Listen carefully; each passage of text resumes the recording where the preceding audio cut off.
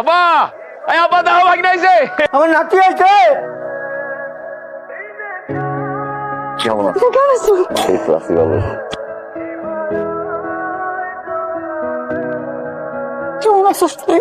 এমন শুকনা শুকনা লাগতেছে, খাওয়া দাওয়া করিস না ঠিক মতো। দাদা তুমি কেমন আছো দাদা? ভালো আছি, তুমি কেমন আছো? আমি অনেক ভালো আছি দাদা। দাও ঘরে যাও, তোমার জন্য একজন অপেক্ষা করতে আছে।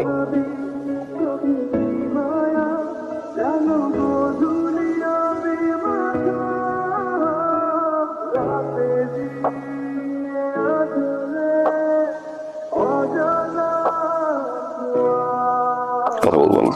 না, কেন? আমার ইচ্ছা। বিয়ের 7 দিন পর স্বার্থপরের মতো নতুন বউকে রেখে চলে গেছে। খুব প্রমিস করছিল 6 মাস পরে আসবে, আসছে 1 বছর পরে আসছে। এই 1 বছর কিভাবে থাকবে? প্রত্যেকটা দিন আমি তোমাকে অনেক মিস করছি। আর এখন এসে আমার সাথে কথা বলি, রাতে ঘুমাইতে পারি নাই। খালি দিন গুনছি কবে তুমি আসবা, কবে তোমাকে আমি একটু দেখবো।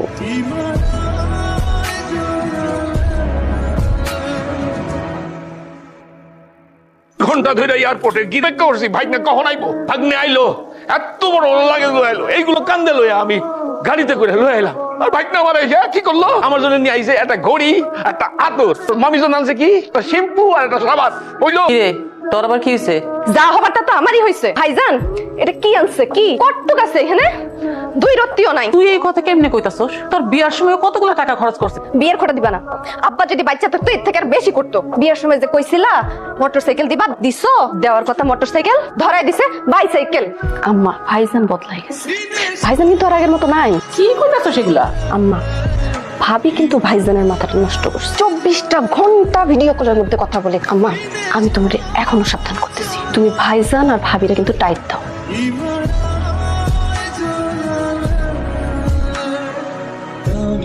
পছন্দ হয় না? কে দরকার ছিল এখন এত দামিও ঘর কেনা? বিয়ের সময় কিছু দিতে পারছি, হয় না, খালি গলায় নিয়ে আসছে। আমি যে ফ্যাক্টরিতে কাজ করি ওইখানে যাওয়ার পথে ডান দিকে একটা মহিলা, তো একদিন হুট করে ডিসপ্লেতে এই হারটা চোখে পড়লো। সাথে সাথে মনে হলো এই হারটা যদি আমার বউ বলে কেমন লাগবে। পছন্দ হয় না? হয়েছে, এটা আমার জীবনের সব থেকে দামিও উপকার। একটা হার আনছে আমার পোলায়, এত শখ কইরা। তুমি তো একটু কইরা আমার সামনে আইসা কইতে পারতা যে আপনার পোলায় আমারে হাত দিছে, দেখেন তো আমারে কেমন লাগতেছে। কইলে কি আমরা কি নিয়ে নিতাম তোমার হাত? তো ওই হারটা নিয়ে ভাবে যাও তো যাও। ভাইজান আমি আজকে চলে যাবো, অনেকদিন তো থাকলাম। তুই বললে 1 মাস থাকবি? আইছিলাম তো মাসখানেক থাকতে, কিন্তু কি করুম কোন? এই যে আপনাদের জামাই মোটরসাইকেলও তো একটা দেওয়ার কথা ছিল, সেটাও তো দেওয়া হইলো না। যাওয়ার দরকার নাই, রাকিবকে আসতে বল, দেখি আমি ব্যবস্থা করতে পারি কিনা। কমু আসতে জানেন, বেশিক্ষণ এখানে দাঁড়ায় থাকেন না, অনেক রোদ। ভাইজান আসো। ওদিন আসলো না কেন? ভাইজান ভাইজান অফিসের এত চাপ, আমার ছাড়া তো অফিস চলে না ভাইজান। ভাইজান আমার একটা পছন্দ আছে, ওইটার দাম হলো 3.5 লাখ টাকা। লাখ 2 দিলে কি হবে? ভাইজান তার তো 3.5 লাখ টাকার বাইক পছন্দ। ঠিক আছে, সমস্যা নেই। আমি মাসুমের তো একটা ব্যবস্থা করন দরকার। ব্যবস্থা মানে ও পড়াশোনা করবো, আর কি করবো? ও চাইছিল যে একটা ব্যবসা করতে, তুই যদি একটু সাহায্য করতি তাহলে একটা সুন্দর মতো একটা দোকান দিতে পারতাম। ঠিক আছে মা। তুলি ওরকম বমি হলো কেমন জানি, সারাটা দিন মাথা ঘুরেছিল। আলহামদুলিল্লাহ। একটা সুখবর। খবর কি শুনবো? প্রেগনেন্ট। সত্যি? সত্যি সত্যি সত্যি। জীবনের প্রথম বাবা হওয়ার খবর। আবার কে ফোন দিছে? ফোন ধরো না বাবা কাতার থেকে তো একটা মিনিট। হ্যালো সুমন, আগামী 3 দিনের মধ্যে তোমাকে কোম্পানিতে জয়েন করতে হবে। কি বলেন ভাই? আমি না 3 মাসের ছুটি নিয়ে আসলাম, আবার জয়েন করতে হবে কেন? সবার ডবল শিফট করে ডিউটি করতে হচ্ছে, সবার ছুটি ক্যান্সেল হয়ে গেছে। এর ভিতরে আবার বউ প্রেগনেন্ট, বসটা একটু হালকা পাতলা একটু বুঝাই দেন। তুমি জানো না বস কেমন? 3 দিনের মধ্যে না আসলে তোমার চাকরি নিয়ে টানাটানি বেঁধে যাবে। তুমি দ্রুত সম্ভব চলে আসো, প্রয়োজনে আজই তুমি টিকিট কনফার্ম করো। কি হয়েছে? 1,40,000 নিচে কোনো টিকিট পেতেছে 1,40,000? ভাই 3 দিন আগে টিকিট কাটতে আসছেন, এটা পাইছেন, এটাই তো কপাল আপনার। এটা নিয়ে ফেলাম, হোল্ড করে রাখি টিকিটটা, আপনি টাকা দেখে ম্যানেজ করতে পারেন না। লিটন তুমি তবে হোল্ড করো। ওকে ভাই। বাড়ির পিছিয়ে তো মোটামুটি কম টাকা যায় না, তেমন কোনো ক্যাশ ক্যাপিটাল ছিল না। মাসুমের দোকানের পিছনে অনেকগুলো টাকা গেল, মৃত্যুর জামাইরে বাইকের জন্য 2.5 লাখ টাকা দিলাম। মোটামুটি মাস খানেকের খরচ তো নিয়ে যাইতেই হবে মামা। সবকিছু মিলাইয়া 2 লাখ টাকার মতো একটু শর্ট। তোর সব কথাই তো আমি বুঝলাম রে, কিন্তু আমি কি করুম ক? পুকুরে মাছ ছাড়ছিলাম, ভাবছিলাম তোর কাছে যায়া কিছু টাকা নিমু, বাড়ি কামে একটু হাত দিতে। তোর কাছেও নাই, আমার কাছেও নাই, কি যে করি। মামা তাহলে আসি। আইসে আমার কাছে টাকা চাইতে, মাছ বেচছি আমি, বিল্ডিং এর কামে হাত দিমু, উনি আছে টিকিটের টাকা চাইতে।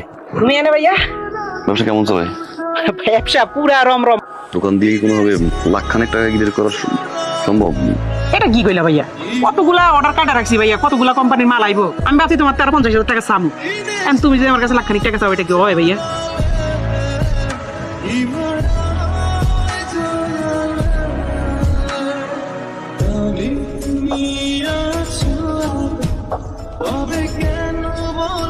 আসসালামু আলাইকুম ভাই। এই তো একদিন আগে কইলেও হয়ে যেত, আমি হুন্ডাটা কিনা ফেলছি। আমি ভাই ভাই মনে কিছু নেই ভাই। আসসালামু আলাইকুম ভাই।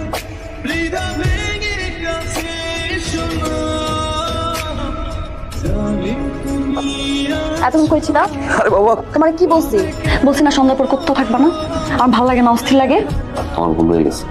যাও, এবার আমাকে মাফ করে দিও। আচ্ছা শোনো না, তোমার জন্য একটা গিফট আছে। গিফট? হ্যাঁ, চোখ বন্ধ করো না, চোখ বন্ধ করো। আচ্ছা করলাম। কিসের কি? আরে দাঁড়া না, উল্টা পাল্টা কিছু দিও। এখানে 2 লাখ টাকা আছে। প্লেনের টিকিট কাটতে যে টাকা লাগবে, ওটার পরে যদি তোমার টাকা থাকে সেটাতে তুমি ওখানে যা খরচ করো।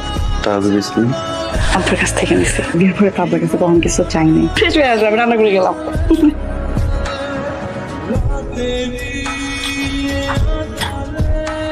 আমার বাক্সটা খালি কেন?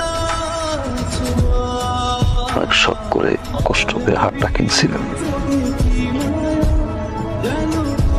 দাদা ভাই, আমি জানি তুমি বুকে কত কষ্ট নিয়ে যাইতে, এটা একমাত্র আমি ছাড়া আর কেউ বুঝে না। আমি দোয়া করি আল্লাহ তোমাকে অনেক বড় করুক।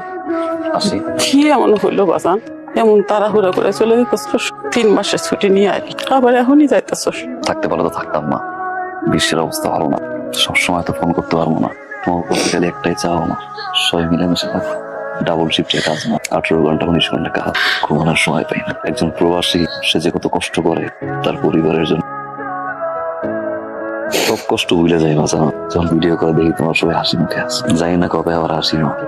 মা, যে মেয়ের স্বামী বিদেশ থাকে, তার উপর দিয়ে যে কত কষ্ট যায়, আব্বা মারা যাওয়ার পর থেকে মনে হয় এটা তুমি পার্থক্য শুধু একটাই, ও ভিডিও করে কথা বলতে পারে, তুমি পারো না। যদি পারো, আমার ভালোবাসার ভাবটা পূরণ করো। যাই মা, ফ্লাইটের সময় হয়ে গেছে।